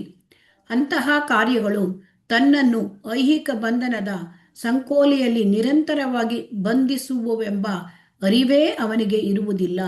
ಇಂತಹ ಕಲುಷಿತ ಮನೋಭಾವದಿಂದಾಗಿ ಮತ್ತು ಐಹಿಕ ಪಾಪಗಳಿಂದಾಗಿ ಜೀವಿಗಳ ಸಮಷ್ಟಿ ಸಂಯೋಜನೆಯು ನೀಲಿಮವಾಗಿ ಕಾಣಿಸಿತು. ಕಾಮ್ಯ ಫಲಕ್ಕಾಗಿ ನಡೆಸುವ ಅಂತಹ ರಭಸದ ಕಾರ್ಯಕ್ರಮಗಳು ಭಗವಂತನ ಬಹಿರಂಗ ಶಕ್ತಿಯಾದ ಕಾಲನ ಆದೇಶದಿಂದ ಸಾಧ್ಯವಾಗಿವೆ. ಧನ್ಯವಾದಗಳು ಪ್ರಭುಜಿ. ಹರೇ ಕೃಷ್ಣ. ಹರೇ ಕೃಷ್ಣ. ಭಗವಂತನ ಗಮನವು ಸ್ಥಿರವಾಗಿ ನೆಲೆಸಿದ ಸೃಷ್ಟಿಗೆ ಸಂಬಂಧಿಸಿದ ಸೂಕ್ಷ್ಮ ವಿಷಯವು ಐಹಿಕ ರಜೋಗುಣದಿಂದ ಉದ್ವಿಗ್ನವಾಯಿತು ಮತ್ತು ಹಾಗೆ ಸೃಷ್ಟಿಯ ಸೂಕ್ಷ್ಮ ರೂಪವು ಅವನ ಉದರದಿಂದ ಹೊರಹೊಮ್ಮಿತು. ಸ ಪದ್ಮಕೋಶ ಸಹಸೋದತಿಷ್ಠ ಕಾಲೇನ ಕರ್ಮ ಪ್ರತಿಬೋಧನೇನ ಸ್ವರೋಚಿಷ ತತ್ ಸಲಿಲಂ ವಿಶಾಲಂ ವಿದ್ರೋತಯನ್ನರ್ಕ ಇವಾತ್ಮ ಯೋನಿಹಿ. ಆ ಬ್ರಹ್ಮಾಂಡ ಕಮಲ ಪುಷ್ಪದೊಳಗೆ ಭಗವಾನ್ ವಿಷ್ಣುವು ಪರಮಾತ್ಮನಾಗಿ ತಾನೇ ಪ್ರವೇಶಿಸಿದನು. ಅದು ಪ್ರಕೃತಿ ಗುಣಗಳಿಂದ ಹಾಗೆ ಗರ್ಭಿತವಾದಾಗ ನಾವು ಆತ್ಮ ಸಂಭವನೆಂದು ಕರೆಯುವ ವೈದಿಕ ಜ್ಞಾನ ಪುರುಷನು ಉದ್ಭವವಾದನು. ಸೊ ಭಗವಂತನು ಹೇಗೆ ಸೃಷ್ಟಿ ಮಾಡಬಹುದು, ಅವನ ಇಚ್ಛೆ. ಬ್ರಹ್ಮದೇವರನ್ನು ಅವರು ಹೀಗೆ ಅವರ ನಾಭಿಯಿಂದ ಸೃಷ್ಟಿ ಮಾಡಿದ್ರು. ಸೊ ಇಲ್ಲಿ ಹೇಳ್ತಾ ಇರೋದಿಲ್ಲ. ಸೊ ಒಂದು ಸಮಯದಲ್ಲಿ ಭಗವಂತನ ಮತ್ತೆ ನಮಗೆ ಒಂದು ಅವಕಾಶ, ನಮ್ಮ ಬದ್ಧ ಜೀವನದಲ್ಲಿ ನಮಗೆ ಮತ್ತೊಂದು ಅವಕಾಶ ನಮಗೆ. ಸೊ ಭಗವಂತನು ಎಷ್ಟು ಅವಕಾಶ ಕೊಟ್ಟಿದ್ದಾರೆ ಅಂದ್ರೆ ಲೆಕ್ಕನೇ ಇಲ್ಲ ಹಾಗೆ. ಸೊ ಮತ್ತೆ ಭಗವಂತನ ಅವಕಾಶ ಕೊಡ್ತಾನೆ ಇದ್ದಾನೆ ನಮಗೆ. ಸೊ ಹೀಗೆ ಮತ್ತೊಂದು ಸೃಷ್ಟಿ ಕಾರ್ಯ ಮತ್ತೆ ಆರಂಭ ಆಯಿತು. ಸೊ ಆರಂಭ ಆಗುವಾಗ ಆ ಸೃಷ್ಟಿ ಕಾರ್ಯವನ್ನು ಬ್ರಹ್ಮದೇವರು ಮಾಡೋದು. ಮೊದಲಿಗೆ ಅವರ ಸೃಷ್ಟಿ ಆಗ್ಬೇಕು. ಸೊ ಹಾಗೆ ಭಗವಂತನ ಗರ್ಭೋದಕಶಾಹಿ ವಿಷ್ಣುವಿನ ಒಕ್ಕಳಿನಿಂದ ಇದು ಒಂದು ತಾವರೆ ಹೂ ಬಂದು ಅದರಲ್ಲಿ ಭಗವಂತನ ಮತ್ತೆ ಪರಮಾತ್ಮನ ಪ್ರವೇಶಿಸಿ ಮತ್ತೆ ಭಗವಂತನು ಬ್ರಹ್ಮದೇವರಿಗೆ ಜನ್ಮ ಕೊಟ್ಟದ್ದು. ಸೊ ಅವರನ್ನು ಸ್ವಯಂಭೂ ಅಂತಾರೆ. ಒಂದು ರೀತಿ ಸ್ವಯಂಭೂ, ಯಾರಿಂದನೂ ಯಾರ ಸಹಾಯವಿಲ್ಲದೆ ಬಂದ ಹಾಗೆ ಇಲ್ಲ, ಇಲ್ಲಿ ವಿಷ್ಣುವಿನ ಸಹಾಯದಿಂದ ಬಂದದ್ದು. ಸೊ ಆದರೆ ನಮ್ಮ ರೀತಿಯ ಇದೆಲ್ಲ, ನಮ್ಮ ರೀತಿಯ ತಂದೆ ಬೇಕು, ತಾಯಿ ಬೇಕು, ಇಬ್ಬರ ಒಂದು ಸಹಕಾರದಿಂದಲೇ ನಮ್ಮ ಜನ್ಮ. ಸೊ ಬ್ರಹ್ಮದೇವರಿಗೆ ಈ ರೀತಿಯ ಜನನ ಅಲ್ಲ, ವಿಶೇಷ ಜನನ. ಅವರು ಇದ್ದಾರೆ ಅಲ್ಲಿ ಹತ್ತಿರದಲ್ಲೇ ಮಹಾಲಕ್ಷ್ಮಿ ತಾಯಿ ಮಹಾಲಕ್ಷ್ಮಿ ಇದ್ದಾರೆ. ಭಗವಂತನ ಪಾದ ಕಮಲಗಳು ಅವರು ಸೇವೆ ಮಾಡ್ತಾ ಇದ್ದಾರೆ ಗರ್ಭೋದಕಶಾಹಿ ವಿಷ್ಣು. ಆದರೆ ಅವರ ಅಗತ್ಯ ಇಲ್ಲ, ಅವರ ನೆರವಿಲ್ಲದೇನೆ ಗರ್ಭೋದಕಶಾಹಿ ವಿಷ್ಣು ಬ್ರಹ್ಮದೇವರಿಗೆ ಅವ್ರಿಗೆ ಜನ್ಮ. ಆತ್ಮಭೂ ಸ್ವಯಂಭೂ ಅಂತ ಹೆಸರುಗಳು.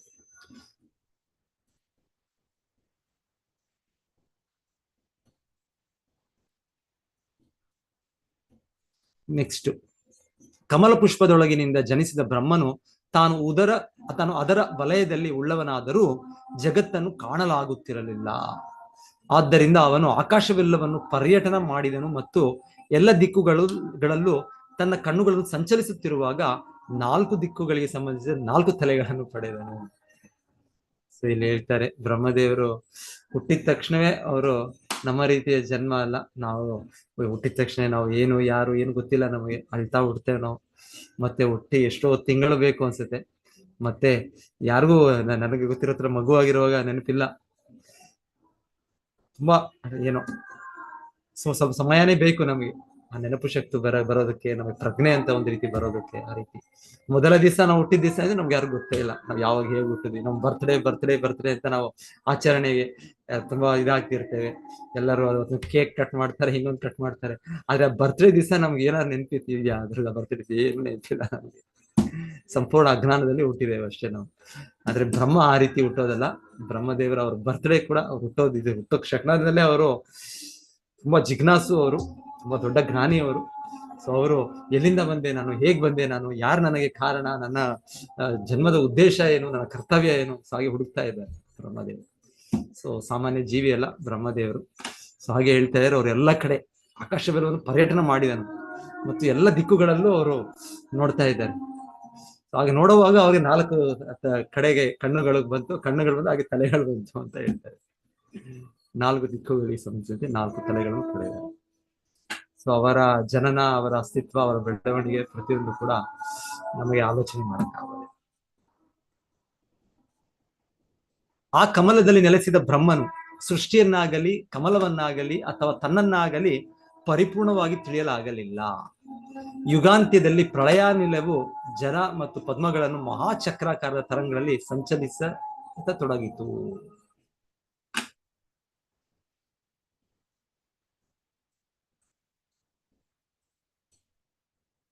ಯಾರಿಗೂ ಊಹಾತ್ಮಕ ಚಿಂತನೆಗಳಿಂದ ತಿಳಿಯಲು ಸಾಧ್ಯವಿಲ್ಲ. ಸೃಷ್ಟಿಯ ರಹಸ್ಯವನ್ನಾಗಲಿ ಅಥವಾ ವಿಶ್ವದ ಹೊರಹೊಮ್ಮುವಿಕೆ ಬಗ್ಗೆಯಾಗಲಿ ಯಾರಿಗೂ ಊಹಾತ್ಮಕ ಚಿಂತನೆಗಳನ್ನು ತಿಳಿಯಲು ಸಾಧ್ಯವಿಲ್ಲ. ಮಾನವ ಜೀವಿಯ ಸಾಮರ್ಥ್ಯ ಎಷ್ಟು ಪರಿಮಿತವಾದದ್ದು ಎಂದರೆ ಪರಮಪುರುಷನ ಸಹಾಯವಿಲ್ಲದೆ ಸೃಷ್ಟಿ ಸ್ಥಿತಿ ಲಯಗಳ ವಿಷಯದಲ್ಲಿ ಭಗವದಿಚ್ಛೆಯ ರಹಸ್ಯವನ್ನು ಸ್ವಲ್ಪವೂ ತಿಳಿಯಲಾರ. ಸೊ ಯಾವುದೋ ಒಂದು ವಿಜ್ಞಾನ ಜರ್ನಲ್ ಯಾವುದೋ ಒಂದು ಹೊಸ ರೀತಿಯಲ್ಲಿ ಇವಾಗ ಯಾವುದೋ ಒಂದು ಸಿದ್ಧಾಂತ ಬರ್ತಾ ಇದೆ. ಬಿಗ್ ಬ್ಯಾಂಗ್ ಇದೆ, ನಾವು ಕೇಳಿದ್ವಿ ಬಿಗ್ ಬ್ಯಾಂಗ್ ಅಂತ ಸೃಷ್ಟಿ ಆಯ್ತು ಅಂತ. ಇನ್ನೇನೋ ಹೇಳ್ತಾರೆ, ಇನ್ಯಾವುದೋ ಒಂದು ರೀತಿಯಲ್ಲಿ ಇದ್ರ ಸೃಷ್ಟಿ ಒಂದು ಹೊಸ ಥಿಯರಿ ಬರ್ತಾ ಇದೆ ಅಂತ, ಹೊಸ ಒಂದು ಸಿದ್ಧಾಂತ. ಇವರು ನಮ್ಮ ವಿಜ್ಞಾನಿಗಳು ಅವರು ಸೃಷ್ಟಿ ಆದದ್ದು ಹೀಗೆ, ಈ ರೀತಿಯ ಒಂದು ಮೂಲಾಂಶಗಳು ಹೀಗೆ ಬಂತು, ಮೂಲಾಂಶಗಳ ಇದರಿಂದ ಈ ಸೃಷ್ಟಿ ಇನ್ಯಾವುದೋ ಹೊಸ ತತ್ವ. ಸೊ ಇದು ನೂರಾರು ಸಾವಿರಾರು ಈ ತತ್ವಗಳು ಇದು ಹೋಗ್ತಾನೇ ಇರುತ್ತೆ, ಇದಕ್ಕೆ ಕೊನೆಯೇ ಇಲ್ಲ. ಇದಕ್ಕೆ ನಾವು ಭಗವಂತನ ಈ ಅಧಿಕೃತ ವೈದಿಕ ಗ್ರಂಥಗಳಿಂದ ತಿಳಿಯೋವರೆಗೂ ಸೊ ನಮಗೆ ಆ ರೀತಿಯ ಒಂದು ಶೋಧನೆ, ಆ ರೀತಿಯ ಒಂದು ಜ್ಞಾನದ ಅಭ್ಯಾಸ ಅದು ನಡೀತಾನೆ ಇರುತ್ತೆ. ಅದಕ್ಕೆ ಪರಿಪೂರ್ಣತೆಯೇ ಇಲ್ಲ.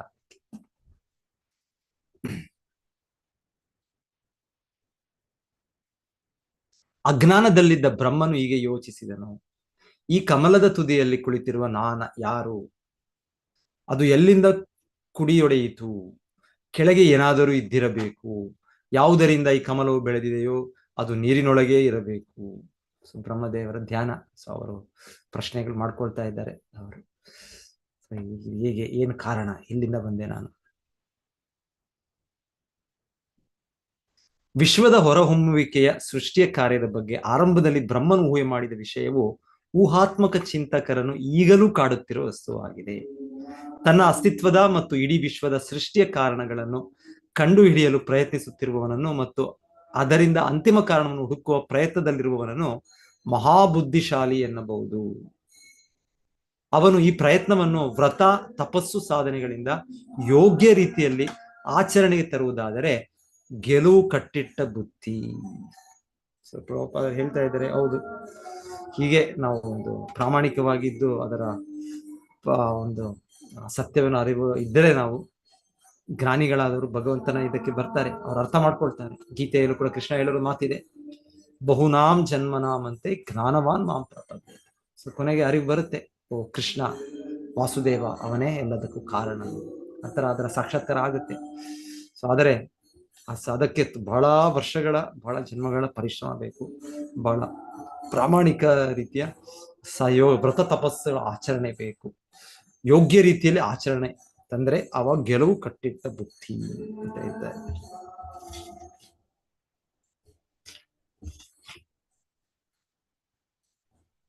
It is sure to be crowned with success.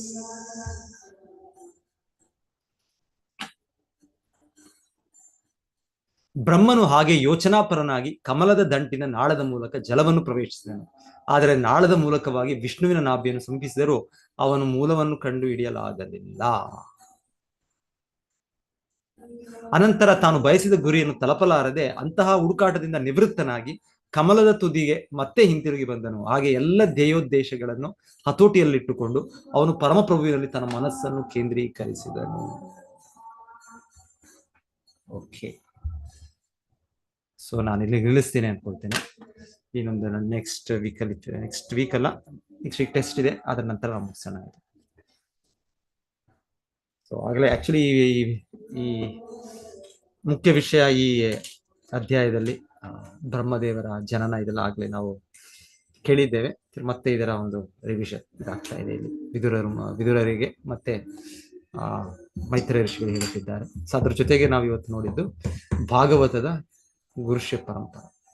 So ಭಾಗವತವನ್ನು ನಾವು ಕಲಿಯೋದು ಭಾಗವತರಿಂದ ಕಲಿಬೇಕು. ಭಾಗವತ ಪರಗೀಯ ಭಾಗವತ ಸ್ಥಾನೇ. ಸೊ ಆಗಿರುವ ಆಚಾರ್ಯರು, ಶುದ್ಧ ಭಕ್ತರು, ಅವರಿಂದ ನಾವು ಅದನ್ನು ಕೇಳಿದ್ರೆ ಅದರ ನಿಜವಾದ ಲಾಭವನ್ನು ನಾವು ಪಡೆಯಬಹುದು. ಹರೇ ಕೃಷ್ಣ. ಸೊ ಯಾರಾದ್ರೂ ಏನಾದ್ರು ಹೇಳ್ತೀರಾ, ಸೇರಿಸ್ತೀರಾ ಅಂದ್ರೆ ಹೇಳ್ಬೋದು.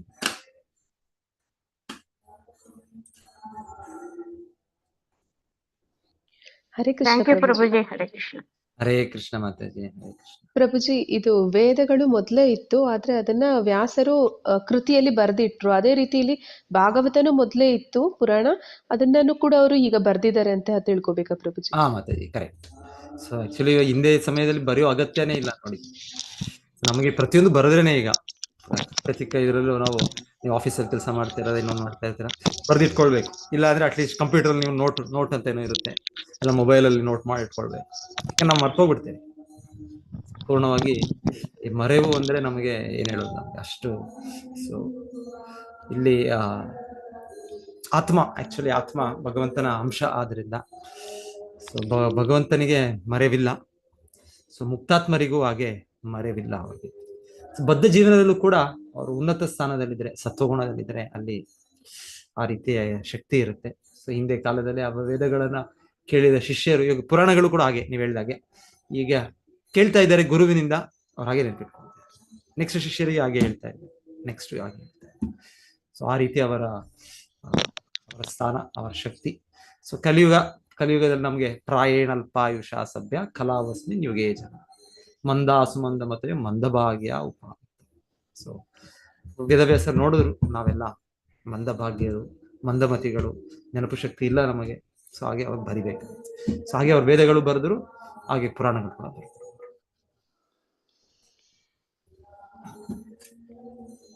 ಸೊ ಇದು ಕಲಿಯುಗದಲ್ಲಿ ಮತ್ತೆ ಮತ್ತೆ ಆಗ್ತಾ ಇರುತ್ತೆ. ಮತ್ತೆ ಸತ್ಯಯುಗ ಸ್ಟಾರ್ಟ್ ಆದ್ಮೇಲೆ ಬೇಕಾಗಿಲ್ಲ, ಎಲ್ಲರೂ ಕೂಡ ಈ ವೇದ ಜ್ಞಾನ, ವೇದ ಪುರಾಣಗಳು, ಉಪನಿಷತ್ತುಗಳು ಎಲ್ಲವನ್ನು ಕೂಡ ಹಾಗೆ ಅವರು ಗುರುವಿಂದ ಕೇಳ್ತಾರೆ, ನೆನ್ಪಿಟ್ಕೊಳ್ತಾರೆ.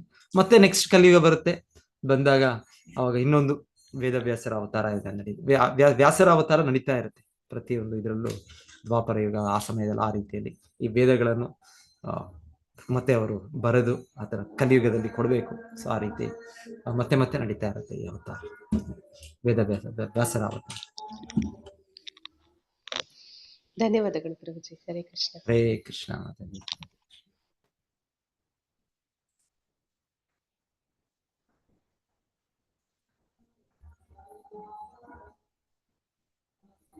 ಸೊ ಇದು ಕೂಡ ಒಂದು ರೀತಿ ಕಾರಣ ಹೇಳ್ಬೋದು ನಾವು. ಯಾಕಂದ್ರೆ ಒಂದು ರೀತಿ ಈ ಚರಿತ್ರೆಗಾರರು ಇವರೆಲ್ಲ ಜ್ಞಾನವನ್ನು ಪಡೆಯೋದಕ್ಕೆ, ಸೊ ಆ ರೀತಿ ಅದರ ಲೇಖನ ಇಲ್ಲ. 5,000 ವರ್ಷಗಳ ಹಿಂದೆ ಇವರು ವೇದವ್ಯಾಸರು ಬರೆದ್ರು, ಆದ್ರೆ ಹಿಂದೆ ಯಾರು ಬರೆಯೋ ಅಗತ್ಯನೂ ಇಲ್ಲ ಅಲ್ಲಿ. ಆ ರೀತಿ ಅಂದ್ರೆ ಅಷ್ಟು ಬುದ್ಧಿವಂತರು, ಅಷ್ಟು ನೆನಪಿನ ಶಕ್ತಿ. ಅಂದ್ರೆ ಇಂದಿನ ಯುಗದಲ್ಲಿ ಜನರು ನೋಡಿ, ಅವ್ರ ಮಾತು ಒಂದು ಹೇಳಿದ್ದೆ ಅವ್ರ ನೆನಪಿರುತ್ತೆ ಅವ್ರಿಗೆ. ಈಗ ನಾವಿಲ್ಲ ಅಗ್ರಿಮೆಂಟ್ ಮಾಡಬೇಕು, ಮಾಡಿ ನಾವು ಲಾಯರ್ ಬೇಕು, ಇನ್ನೊಬ್ಬರು ಬೇಕು, ಇಲ್ಲ ನೋಡಿ ನಾವಾಗಲೇ ಒಪ್ಪಂದ ಮಾಡಿದ್ದೇವೆ, ಅಗ್ರಿಮೆಂಟ್ ಆಗಿದೆ, ಡೀಡ್ ಆಗಿದೆ, ಸೊ ಇದೆಲ್ಲ ಬೇಕು, ಎಲ್ಲ ರೈಟಿಂಗ್. ಸೊ ಹಿಂದೆ ಸಮಯದಲ್ಲಿ ಆಗಿಲ್ಲ ಹಾಗೆ. ಹಾಗೆ ಎಲ್ಲರೂ ಕೂಡ ಆ ರೀತಿಯ ಒಂದು ಸತ್ಯವಂತರು, ಆ ರೀತಿಯ ಧರ್ಮಿಷ್ಠರು. ಸೊ ಇದೆಲ್ಲ ಬರೆಯುವ ಅಗತ್ಯ ಇಲ್ಲ. ಸೊ ಇವಾಗ ಏನ್ ರೆಕಾರ್ಡ್ಸ್ ಇವ್ರಿಗೆ ಸಿಗುತ್ತೆ, ಇವ್ರ ಇತಿಹಾಸನ ಆ ರೀತಿ ಶೋಧನೆ ಮಾಡಬೇಕು ಅಂದ್ರೆ ಏನಿರ್ಬೋದು, ಹೇಗಿರ್ಬೋದು, ಆಗ ಅಲ್ಲಲ್ಲಿ ಸಿಗುತ್ತೆ ಅಷ್ಟೇ. ಸೊ ನಾಗರಿಕತೆ, ತುಂಬಾ ಉನ್ನತ ನಾಗರಿಕತೆ ಒಂದು ಕನ್ಫ್ಯೂಷನ್ ಆಗುತ್ತೆ ಅವ್ರಿಗೆ ಅಷ್ಟೇ. ಸೊ ಈಗ ನಾವು ಪ್ರಭುಜಿ, ಹರೇ ಕೃಷ್ಣ ಮಾತಾಜಿ. ಒಂದು ಪ್ರಶ್ನೆ ಕೇಳ್ಬೋದಾ? ಹೇಳಿ ಮಾತಾಜಿ. ಅಂದ್ರೆ ಎಲ್ಲಿ ಸೃಷ್ಟಿ ಆಗ್ಬೇಕಾದ್ರೆ ಇಲ್ಲಿ ಬ್ರಹ್ಮಾಂಡದ 15ನೆಯ ಶ್ಲೋಕದಲ್ಲಿ ಬ್ರಹ್ಮಾಂಡ ಕಮಲ ಪುಷ್ಪದೊಳಗೆ ಭಗವಾನ್ ವಿಷ್ಣುವು ಪರಮಾತ್ಮನಾಗಿ ತಾನೇ ಪ್ರವೇಶಿಸಿದನು. ಅಲ್ಲಿ ಮತ್ತೆ ಅದರಲ್ಲಿ ಸ್ಥೂಲ ವಿರಾಟ್ ರೂಪ, ಸೂಕ್ಷ್ಮ ಹಿರಣ್ಯ ಗರ್ಭ ಮತ್ತು ಐಹಿಕ ಸೃಷ್ಟಿ ಶಕ್ತಿಯಾದ ಬ್ರಹ್ಮ 3 ಬರ್ತಾರೆ ಅಂತ ಹೇಳ್ತಾರೆ. ಅದರಲ್ಲಿ ಸೂಕ್ಷ್ಮ ಹಿರಣ್ಯ ಗರ್ಭ ಅಂದ್ರೆ ಏನು ಅಂತ ಸ್ವಲ್ಪ ಹೇಳಿ ಪ್ರಭು. ಸೊ ಒಂದು ರೀತಿ ಹಿರಣ್ಯ ಗರ್ಭ ಅಂದ್ರೆ ಈಗ ಗರ್ಭೋತ್ಕರ್ಷಾಯಿ ವಿಷ್ಣುನ ಹಿರಣ್ಯ ಗರ್ಭ ಅಂತ ಹೇಳೋದಿದೆ ನಮ್ಮತ್ತೆ. ಅಲ್ಲ, ಅಲ್ಲಿ ಸೂಕ್ಷ್ಮ ಹಿರಣ್ಯ ಗರ್ಭ ಅಂತ ಹೇಳಿದ್ದಾರೆ. ಅಂದ್ರೆ ಭಗವಾನ್ ವಿಷ್ಣು ಅಲ್ಲಿ ಅವನಿಂದನೇ, ಗರ್ಭೋದಕ್ಷಾಯಿ ವಿಷ್ಣುವಿನಿಂದನೇ ಹೊಕ್ಕಳಿನಿಂದ ಬರ್ತದೆ ಅಲ್ವಾ. ಒಂದು ಫಲಾಪೇಕ್ಷಿ ಕಾರ್ಯ ಚಟುವಟಿಕೆಗಳ ಒಟ್ಟು ಮೊತ್ತ ಸ್ವರೂಪ ಅದು ಕಮಲದ ಮೊಗ್ಗಿನ ಮೂಲಕ ಅದು ಬರುತ್ತೆ. ಆ ಕಮಲದ ಪುಷ್ಪದೊಳಗೆ ವಿಷ್ಣು, ಭಗವಾನ್ ವಿಷ್ಣು ಅಂದ್ರೆ ಗರ್ಭೋದಕ್ಷ ವಿಷ್ಣು ಪರಮಾತ್ಮನಾಗಿ ಪ್ರವೇಶ ಮಾಡ್ತಾನೆ. ಸೊ ಆಗ ಅಲ್ಲಿ 3 ಇದಾಗತ್ತೆ. ಒಂದು ಸ್ಥೂಲ ವಿರಾಟ್ ರೂಪ ಅಂದ್ರೆ ಬಿಗ್ ವಿರಾಟ್ ರೂಪ, ಆಮೇಲೆ ಎರಡನೇದು ವಿರಾಟ್ ರೂಪ ಈ ಭೌತಿಕ ಜಗತ್ತಿನ. ಇದರಲ್ಲಿ ಬ್ರಹ್ಮ ನಮ್ಗೆ ಅರ್ಥ ಆಗತ್ತೆ, ಈ ವಿರಾಟ್ ರೂಪ ಅರ್ಥ ಆಗತ್ತೆ. ಈ ಸೂಕ್ಷ್ಮ ಹಿರಣ್ಯ ಗರ್ಭ ಅಂದ್ರೆ ಸೂಕ್ಷ್ಮ ಅಂದ್ರೆ ಏನು ಅಂತ ಇಂಗ್ಲಿಷ್ ಅಲ್ಲಿ ಏನ್ ಹೇಳ್ತಾ ಇದ್ದಾರೆ, ಅದು 307 ಪೇಜಲ್ಲಿ ಇದೆ ಪ್ರಭುಜಿ.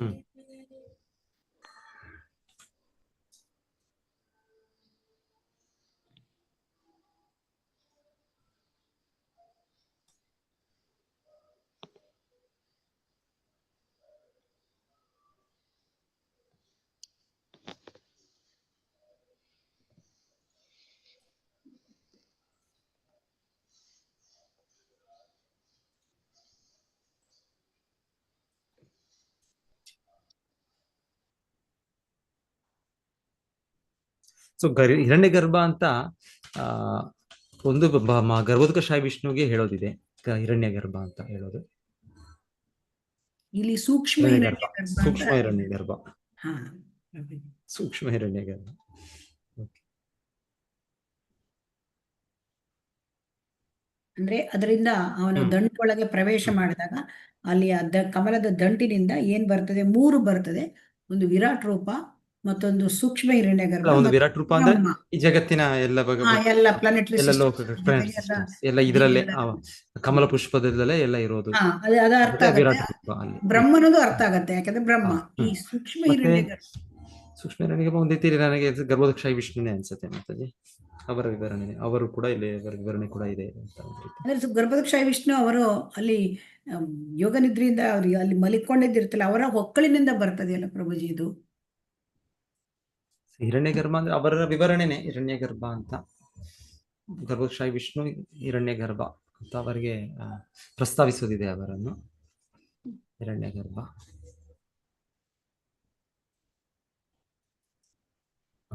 ಹಿರಣ್ಯಗರ್ಭ. ಹರೇ ಕೃಷ್ಣ ಪ್ರಭುಜಿ, ಅಟೆಂಡೆನ್ಸ್ ಲಿಂಕ್ ಇನ್ನೊಂದ್ಸಲ ಕೇಳಿ ಪ್ರಭುಜಿ.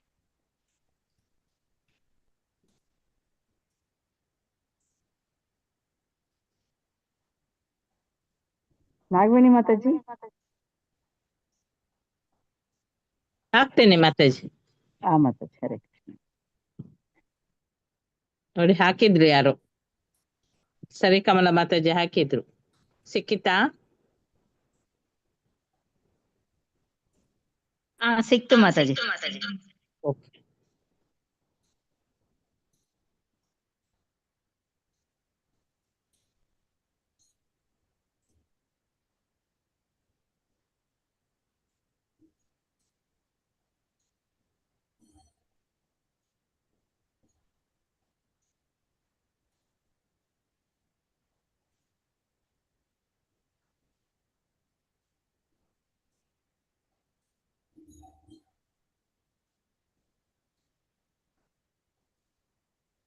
ಓಕೆ, ಮತ್ತೆ ನೋಡ್ತೇನೆ ನಾನು ಇನ್ನು ಸ್ವಲ್ಪ ಸ್ಟಡಿ ಮಾಡ್ತೇನೆ. ಹರೇ ಕೃಷ್ಣ ಪ್ರಭು, ಥ್ಯಾಂಕ್ ಯು ಪ್ರಭು.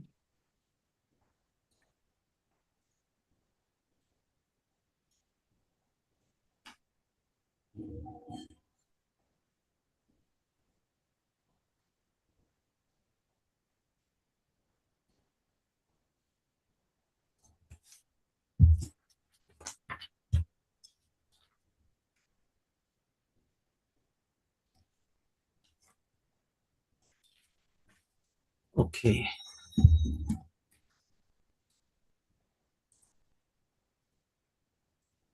ಪ್ರಭುಜಿ ಇಲ್ಲಿ ಏನ್ ಕೊಡ್ತಾರೆ ಅಂದ್ರೆ, subtle Hiranyagarbha is the universal lotus flower that contains the sum total of all the fruitive activities of the conditioned living entities. That is Hiranyagarbha, ಸೂಕ್ಷ್ಮ ಹಿರಣ್ಯಗರ್ಭ. ಎಲ್ಲಿ ಕೊಡ್ತಾ ಇದೆ, ಎಲ್ಲಿ ಬರ್ತಾ ಇದೆ ಎಕ್ಸ್ಪ್ಲನೇಷನ್? ನಾನು ಇದರಲ್ಲಿ ನೋಡಿದೆ, ಅಂದ್ರೆ ಗೂಗಲ್ ಅಲ್ಲಿ ನೋಡಿದೆ ನಾನು ಪ್ರಭುಜಿ. ವಾಟ್ ಈಸ್ ದಿಸ್ ಸೋರ್ಸ್ ಏನ್ ಹೇಳ್ತಾರೆ ಇಲ್ಲಿ? Source Subtle Hiranyagarbha, the universal lotus flower impregnated with all the modes of the material nature and the blueprint of the living entities past karmic desires. ಅದಕ್ಕೆ Hiranyagarbha, subtle Hiranyagarbha ಅಂತ ಹೇಳ್ತಾರೆ ಅಂತ ಇಲ್ಲಿ ಹಾಕಿದ್ದಾರೆ ಪ್ರಭುಜಿ.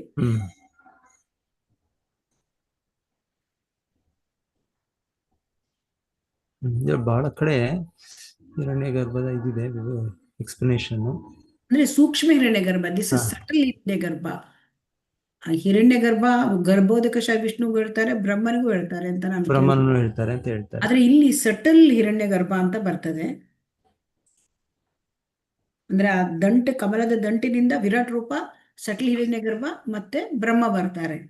So ಈ ಸಟಲ್ ಹಿರಣ್ಯಗರ್ಭ ಅಂತಂದ್ರೆ ಇಲ್ಲಿ ಏನ್ ಕೊಡ್ತಾರೆ ಅಂತಂದ್ರೆ, the modes of material nature with the blueprint of the living entities, past karmic desires.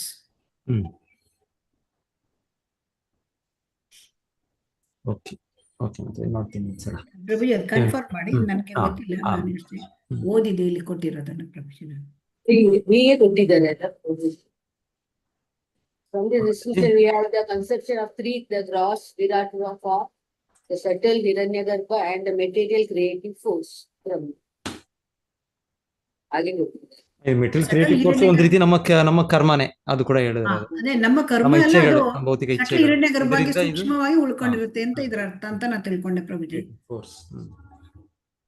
ಅಂದ್ರೆ ಎಲ್ಲರದ್ದು, ಎಲ್ಲ ಜೀವಿಗಳ ಅಂದ್ರೆ ಡಿಸೈರ್ಸ್, ಕಾಮ್ಯಕರ್ಮದ ಡಿಸೈರ್ಸ್ ಅದು ಬ್ರಹ್ಮನು ಕೂಡ ಹಿರಣ್ಯ ಮೆಟೀರಿಯಲ್ ಕ್ರಿಯೇಟಿವ್ ಫೋರ್ಸ್, ಉಳ್ಕೊಂಡು ಬ್ರಹ್ಮನ್ ಮೆಟೀರಿಯಲ್ ಕ್ರಿಯೇಟಿವ್ ಫೋರ್ಸ್.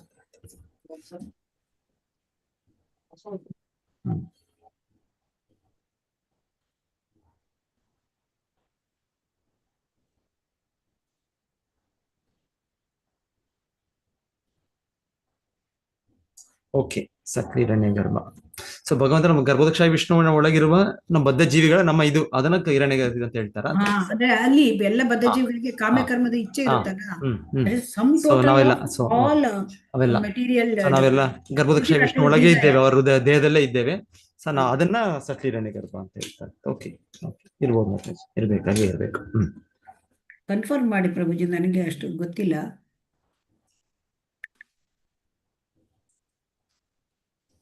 ಓಕೆ ಮಾತಾಡಿ. ಹರೇ ಕೃಷ್ಣ, ಹರೇ ಕೃಷ್ಣ.